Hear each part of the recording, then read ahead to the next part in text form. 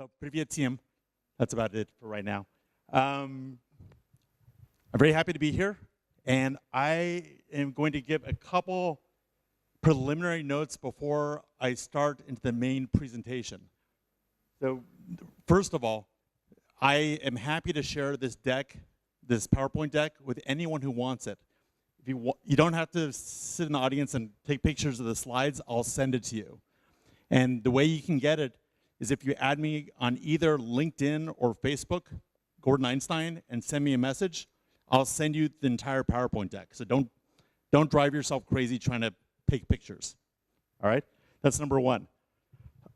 Number two is I'm seeing a lot of ICOs and startups trying to avoid selling their tokens or raising money from the United States.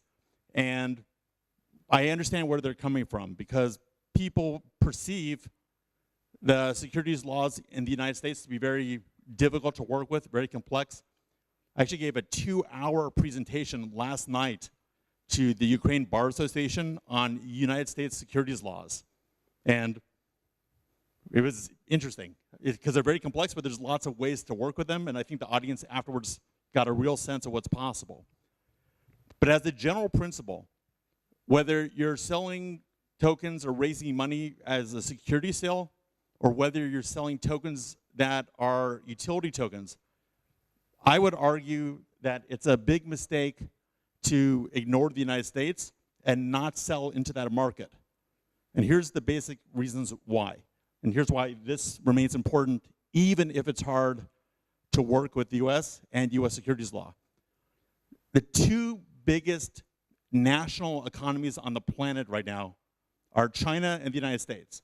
It's hard to tell who's first because of currency fluctuations and everything else, but those are the two biggest national markets by far.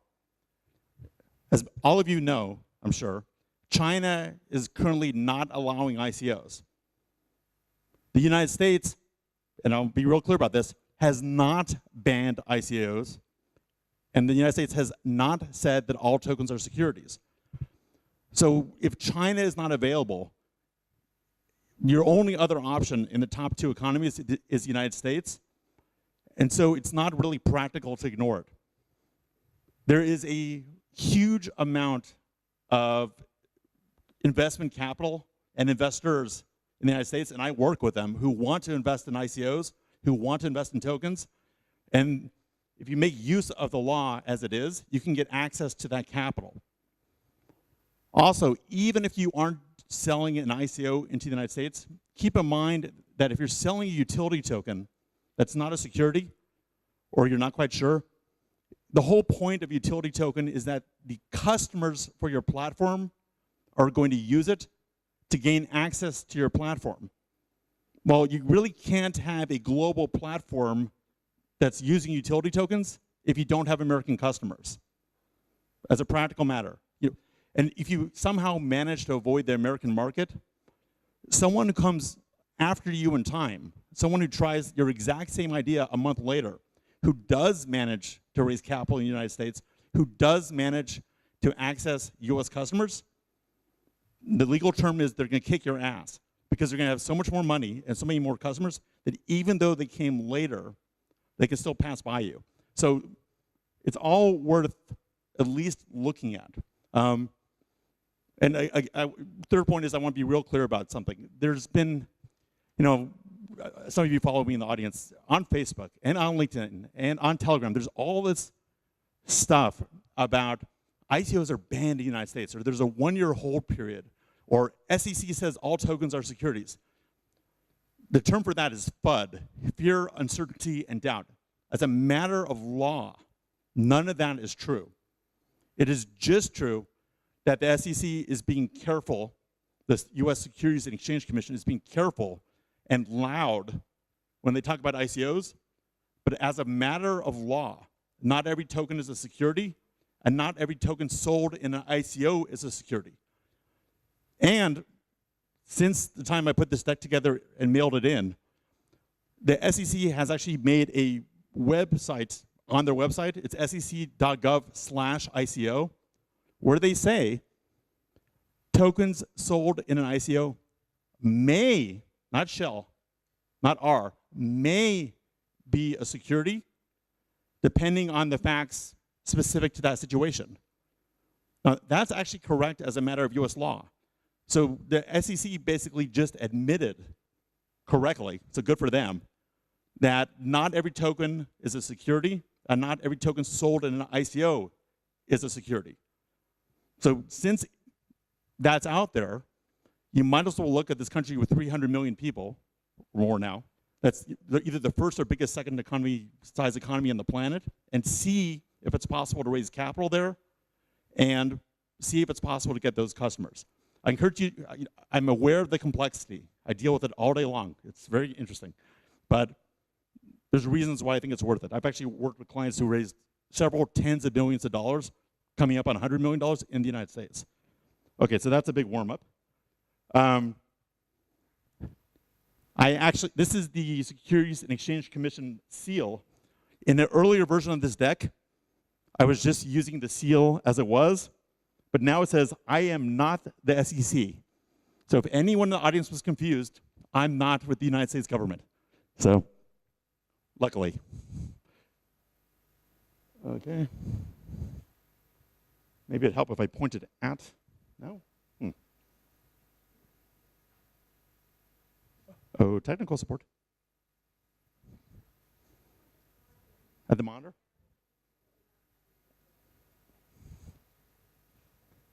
Okay, thank you. Appreciate it. All right, so as an American attorney, I have to say this. Okay, this is a friendly but real disclaimer, which is I'm a lawyer. I'm not your lawyer, probably, unless we are. I can say yet, and it's nice to meet you. This is going to be fun. There we go. Okay. So for the camera person, I'm going to be kind of walking around a little bit, so you may want to pull out the focus, but that's your call. Here's a general principle. You don't want to be a headline. There's this saying that all publicity or all being in the news is good. That's not true when it comes to the United States government or the law. The top left picture, you can see two gentlemen sitting there looking serious. That was during a United States Senate hearing on February 6th. The gentleman on the left is Chairman Clayton of the United States Securities and Exchange Commission. The gentleman on the right is the chairman of the Commodities and Futures Trading Commission, the CFTC. And between the two of them, they are two of the primary regulators of the financial markets in the United States.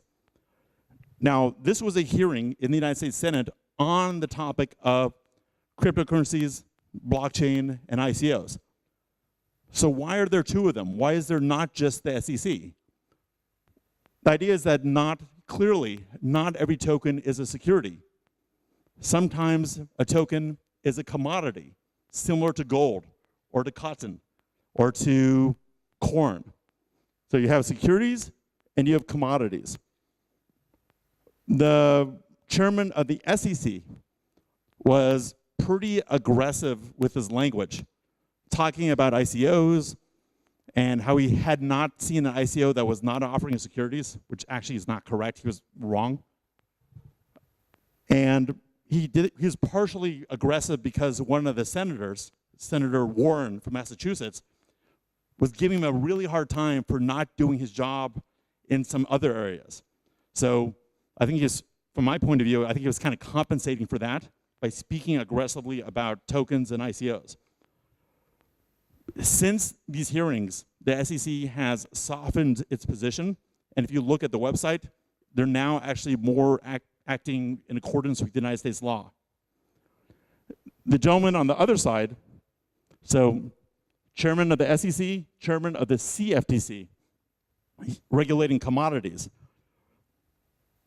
When asked about ICOs and tokens, his point of view was, as a regulator, he needs to protect the public, he needs to protect investors.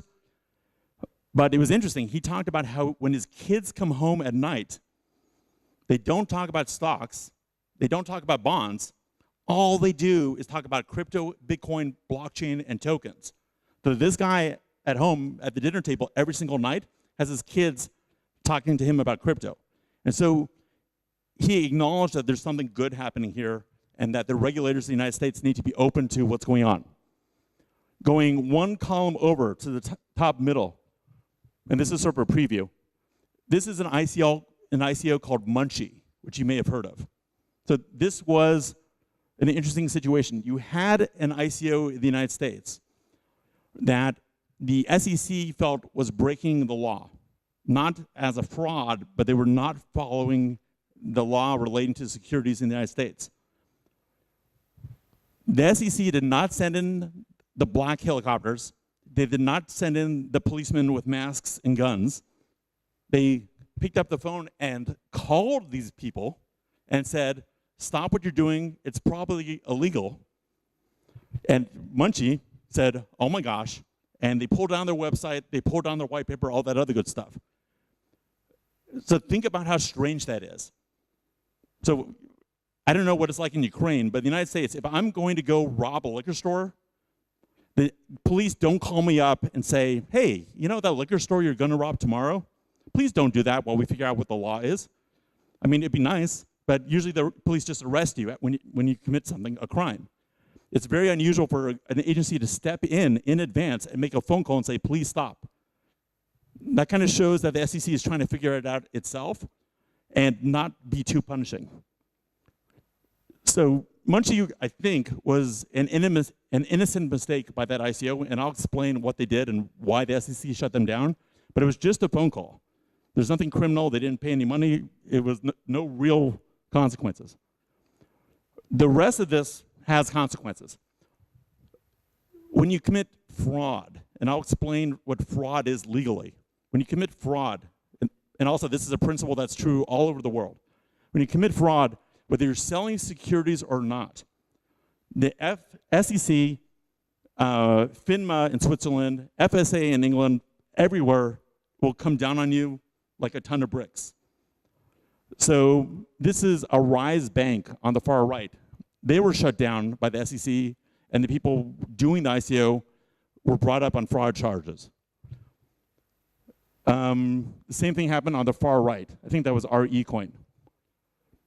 You have a situation here where it wasn't exactly fraud, but the people conducting the ICO for Paragon Coin, which is a coin related to marijuana or cannabis, had a rapper, you know, one of those singers called The Game, that was paid to talk up the ICO, and that's a violation of US law for securities. It's something called touting.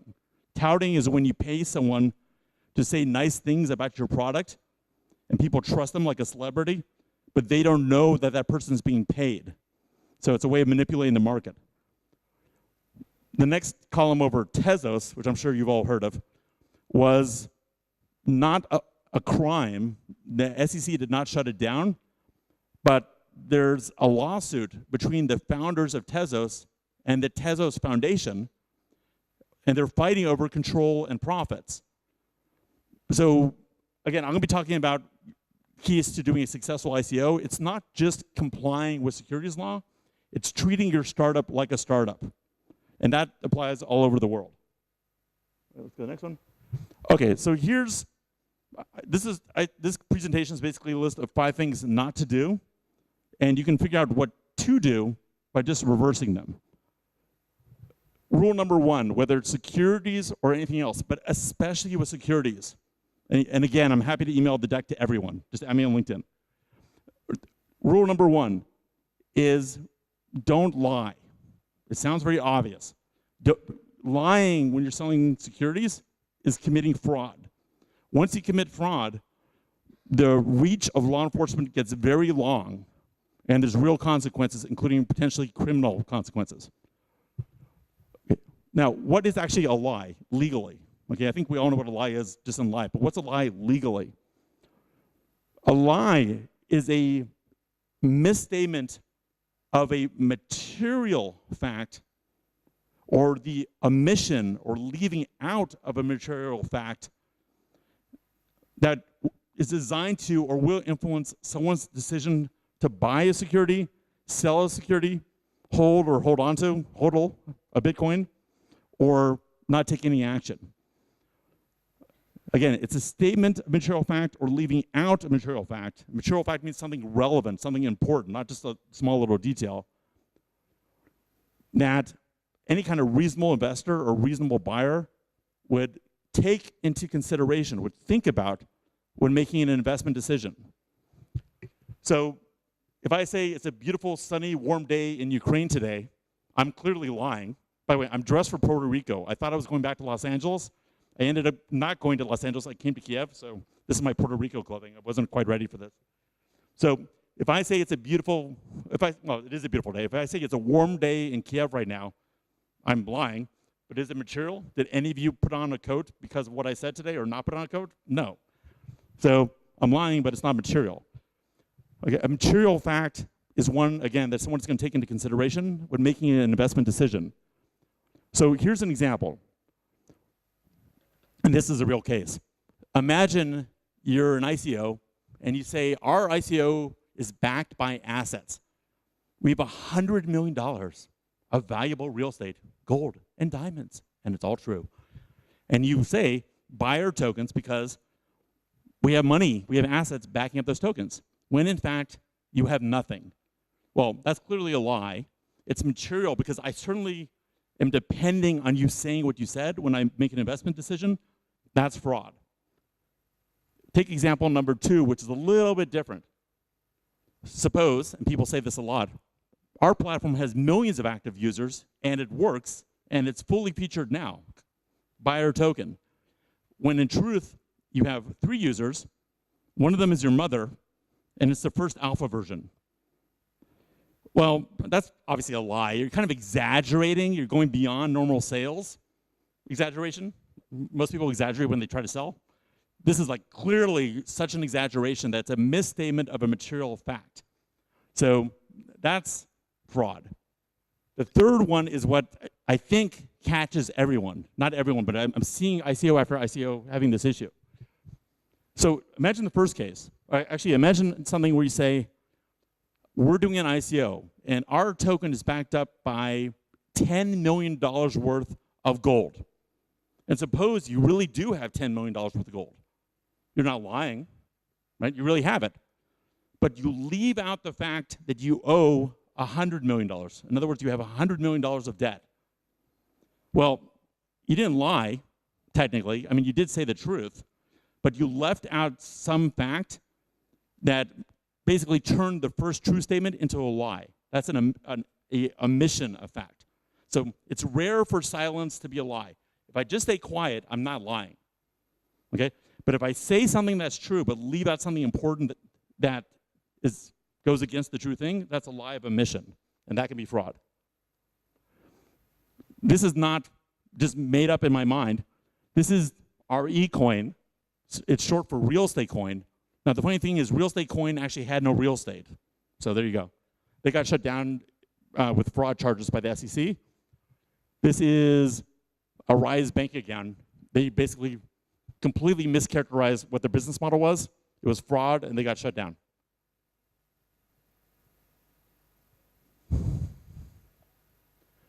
Okay, rule number 2, and this applies whether you're in Ukraine, Gibraltar, United States, or Singapore. You need with the exception of Bitcoin, Bitcoin you can say is truly decentralized or truly distributed. Behind almost every ICO is a startup, okay, is a company behind it. It may be a company, it may be a foundation, it may be a team, but there's some group of people that aren't really distributed and aren't really decentralized. It's a startup.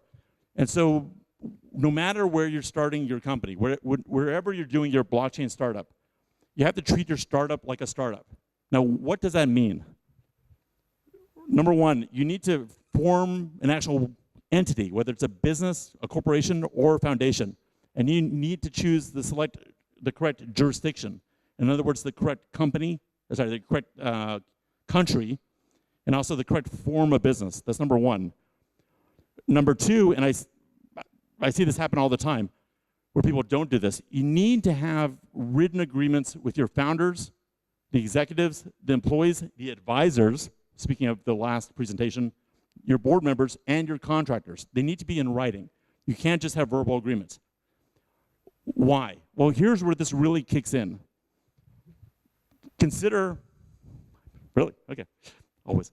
Consider that blockchain startups and crypto startups, they're technology plays. They're based on intellectual property that you're developing. That intellectual property is coming from someone. They're developing it for you. And even if you're paying them for it, you don't necessarily own it, and you don't necessarily have the exclusive or only rights to it. You need written agreements where they take what they develop and they assign it, or they do it on behalf of you, the company that's paying them. There are many situations all over the world where people hire developers, don't get the results assigned to the company, and the developer can turn around, sell it to someone else, or claim that the original company wasn't using it with permission. So you need to have agreements where you assign that intellectual property. Even if you trust someone, even if you like someone, people die, they get divorced, they get angry, they drink too much, things change. So get an assignment of all intellectual property. Number 4 is think through your tax issues. In most of the world, when you sell a security, you don't need to pay tax. If you sell stock, you don't owe tax on the money. But if you're very clever and you avoid being a security, that opens up the door to you selling a good or a service. Your token, if it's not a security, it's probably a good or a service. In many countries, that's taxable income when you sell that. And even if you're located outside of a taxing jurisdiction, if you sell your tokens into a country that imposes tax on the sale of goods or services, you need to be sensitive to the tax issues. Okay, let's keep on going. So Tezos, again, was a situation where they did not break the law by issuing their tokens, but they did not document the relationships between the founders and the person running the foundation, and now they're in a big lawsuit. Autonomous, these poor guys. So Autonomous, their whole idea was that they were going to build a company, a structure, without using normal legal systems. They said, we don't need contracts, we don't need judges, we don't need lawyers, we don't need law. We're going to make it all work through smart contracts, like a DAO. Well, guess what? The founders of Autonomous are in Singapore court suing each other over the power and the profit. So I guess Autonomous isn't really autonomous. So again, this could all been avoided if they just documented the relationships. Okay, number 3, I think most of us are familiar with Howey and SAFs. SAFT is a simple agreement for future tokens. The worldwide position on SAFs is unclear. The United States and Switzerland seem to be here. Other countries seem to be here. But the general idea is that if you're developing a platform, and once the platform is built, the tokens that are going to be used on the platform will not be securities. They'll be utility tokens once the platform is built. If before the platform is built, you sell tokens to raise the money to build it, then between the time you raise the money and the platform working, the token will be a security during this period, even if later, once the platform is built, it will be utility. So I'll say that again. Imagine you have a really good idea for a platform. The platform is not built yet. You do an ICO of tokens to raise money to build the platform, with the idea that once the platform is built, they're going to be utility tokens. They won't be securities. The position, it seems, in the United States, and maybe in Switzerland and some other locations, is between the time you do the ICO and the platform working, the tokens will be securities. Well, that's not good. So the way you get around that is you use a document called a SAFT, Simple Agreement for Future Tokens. So simple agreement for future tokens. The idea is these are paper agreements or digital agreements that you sell to certain qualified investors. Okay? They give you crypto or fiat in exchange for these agreements.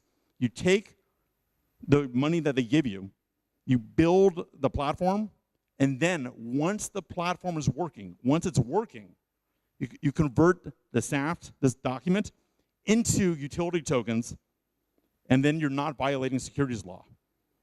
Right? So again, just final point. be real careful about selling pre-functional tokens around the world. You want to do a private capital raise. You want to do a seed round with private investors, raise money with SAFs, build the platform, and then convert the SAFs into utility tokens. Again, this is Munchie. Munchie read the law halfway through and then stopped. They should have read the whole law. This poor lawyer, who I think is actually based in California also, wrote this beautiful white paper. It was beautiful, and I downloaded it before she took it down. So she wrote this wonderful white paper about why the Munchie token was a utility token and not a security. She did this whole Howey analysis. You know, it was beautiful, it was wonderful. But the problem is Munchie was selling this utility token before the platform was actually built. They were selling the token to to get in money to build this platform. Well, the SEC said nope, called them up, said stop now. They took down the website, they took down the white paper, and that's an order from the SEC to Munchie, where basically Munchie agreed to call everything off. So again, do not sell pre-functional tokens to the world. Okay, and this one's very key. Suppose you have a token that's truly not a security, or even if it is a security. You want to be very careful, especially with a token that's not a security, when you discuss the token going up in value. When you talk up the return on investment, the ROI of the token, you know, you're going to get this token for $1 or for €1 or for whatever, and it's going to go up 5 times in value. Well, when you communicate like that, when you market the token like that, what happens is what may be a utility token starts to look like a security. And if you market a token like it's a security, the SEC will believe you. If you market a token like it's not a security, the SEC may believe you also. So you have to be real careful about talking about listing your token on exchanges. Now, obviously, everyone wants their token to be listed on an exchange. There's a good reason for that. Even if it's a utility token, you want people to get their hands on the token so that they can use it. But if you talk too much about plans for listing a token on an exchange, you're beginning to create the idea in people's mind that they can quickly sell their tokens for a profit. So just watch out for that. I was actually at a conference, and a gentleman who was doing an ICO was being interviewed by the press, and the press asked him, when will your token be listed on an exchange? And he said, no comment, we don't talk about that. And I want to go over to him and give him a big lawyer hug. And I don't know if you've ever had a lawyer hug, it's bad. But he was smart. Obviously, his lawyer had spoken with him. Don't talk about that you're going to be listed on an exchange. Just let it happen without the public knowing about it, or without the public seeing the process. Number 2 is in your marketing, don't discuss the fact that your utility token will go up in value. That sounds like a security. That sounds like an investment. The idea is not that your token is going up in value, it's that your token's becoming more useful. The usefulness is increasing. That's not a security. Pencils can get more useful. Be careful about your communications on Telegram, Slack, Twitter. Don't put your intern in charge of that. They're going to say some crazy stuff. And be careful with your discounts and bonuses. That begins to make it look like a return on investment. I'm going to go through this just because I won't get to the last slide. Okay, final main point here. All around the world, not just the United States, the SEC, the CFTC, which is for commodities, IRS, tax, FBI, criminal, everyone's looking, including the United States. But again, it's a mixed bag. You can work with the system, and again, I've worked with many companies that raised millions of dollars by following the rules. So be aware that neither agency has banned ICOs. Number 2, it's been clear in the United States that Bitcoin is not a security. So it's been admitted it's not a security. It may be a commodity, but it's not a security. Number 3, and this is interesting, the CFTC, which regulates commodities, has admitted it has no power over what's called the spot market, or immediate trading in commodities. So if a token is a commodity, the trading of that token in the immediate time, not in the future, is not under the CFTC. Also note the SEC said, y'all remember the DAO. The SEC said that the DAO was a security, but they did not say that Ethereum was, and they could have. And last note is the SEC has formed a cyber enforcement unit. They're sending out subpoenas, they're doing investigations. I have not seen a single case of fraud or ICO being shut down where the ICO was following the rules. The only ICOs getting shut down are where there's fraud or where they're selling a pre-functional token. So I'm happy to answer questions. I know that was a lot, very high level, but I appreciate all the attention.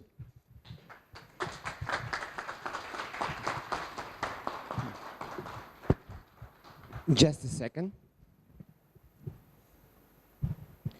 Hello. The question is, do you think that the upcoming regulations of the USA, SEC, and CFTC, whether on a federal or on a state level, are going to be such that US-based crypto exchanges like Coinbase, Bittrex, and so forth are going to lose customers and liquidity as a result?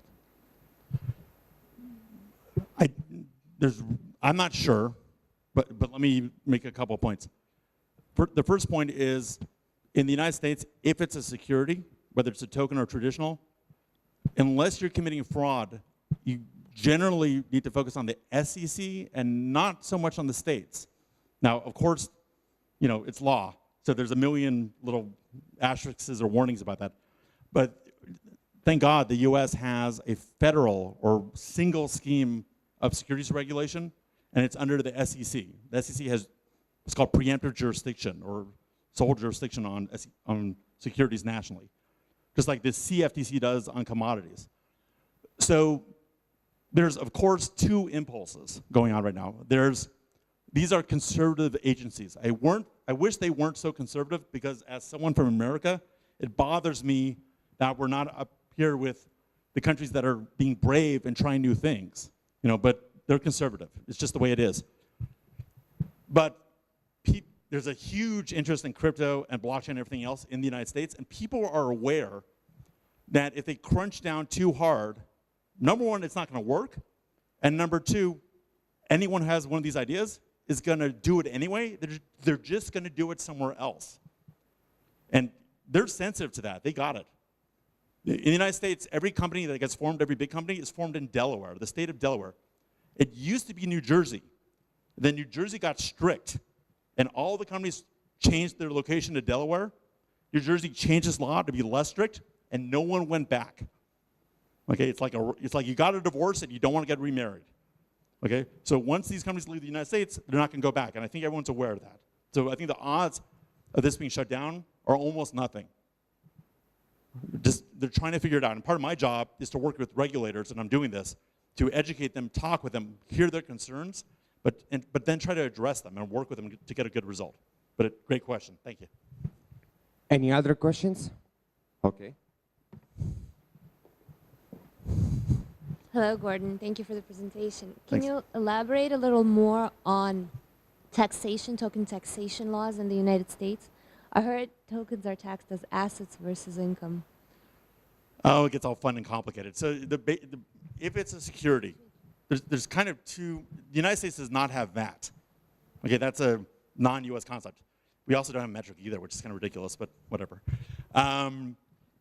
If something is a security, then it's going to be taxed as regular income if you held it less than 1 year, or capital gains is a term if you hold it more than 1 year. Okay? If it's not a security, and I had this conversation yesterday, it's something else. But we don't know what that something else is. It depends on the tokenomics of the environment. Okay, that token can represent a software license, a service, a good, a commodity, a payment mechanism, a gift, you know, a coupon. It can do all those things. So there's no, and I think this is correct actually, there's no rule for taxing tokens that aren't securities. You really need to look at what the heck is this thing. Well, right, that's your tokenomics. Your token, and again, I want to make this real clear to the world. When you're trying to decide your jurisdiction, or whether it's a security, or who you're going to buy your token, all that stuff, that's all great. The first thing you need to figure out is your tokenomics. Your tokenomics and your token design drive all your legal decisions. Okay, it's not the other way around. You come up with your best business model, you come up with your best technical model, come up with your tokenomics, come up with your token design, then you figure out your jurisdiction, then you figure out if it's a security node, all that fun stuff. Let me just throw one thing out here. So imagine your perfect token design has 2 legs and 2 arms. I think I have 2 legs and 2 arms, right? And then someone says, oh no, that perfect token design, it looks like a security. So what do? You say, I know, I'll make it not a security. I'm going to chop off that right arm, and now look, I don't have a security, because these things don't look like a security. Well, that's not very effective, because I just chopped off my right arm. And meanwhile, someone else who's not afraid of the law, who understands how to work with security laws, has a token with a right arm. And when me without a right arm and me with a right arm get in a fight, my right arm is going to win. So design your token to be the best token you can make for your business plan and your technical model. Don't even worry about the category, and don't even worry about tax. Just do the best job. Because no, go ahead.